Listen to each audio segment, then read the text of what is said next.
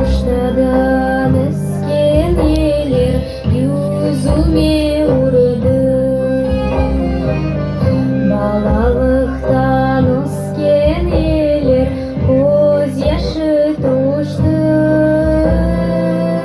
Men bu yerde yaşamadım, yaşlığıma doyalamadım, vatanıma hasret oldum.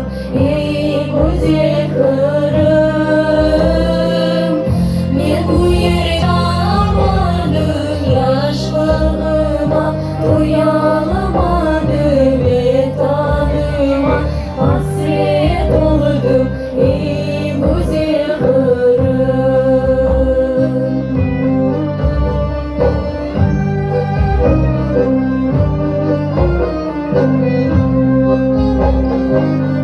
Bahçelerim, meyvelerim al ile şerbet.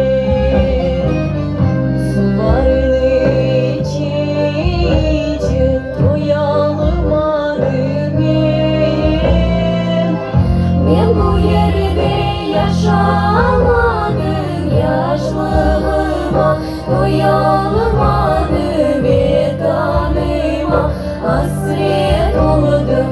Ey güzel kırım, men bu yerde yaşamadım, yaşlığıma doyalamadım, vatanıma hasret oldum. Ey güzel kırım.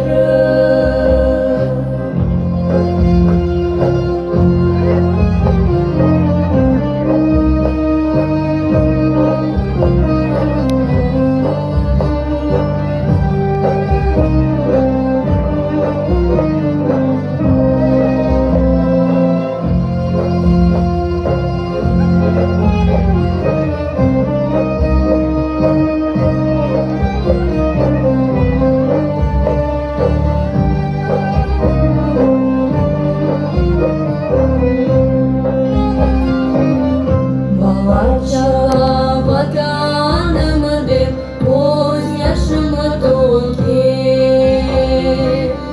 Harflarımız serileceğim, dualar eder.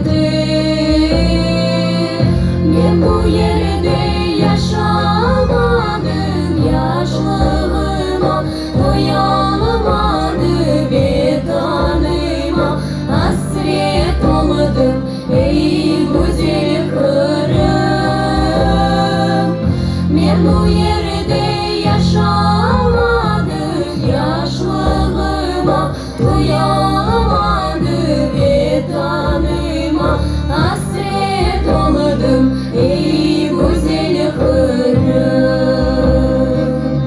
На чужине летами наю, думы тяжкие, сердце стискають, як за домом я сумую, мій чарівний Крим.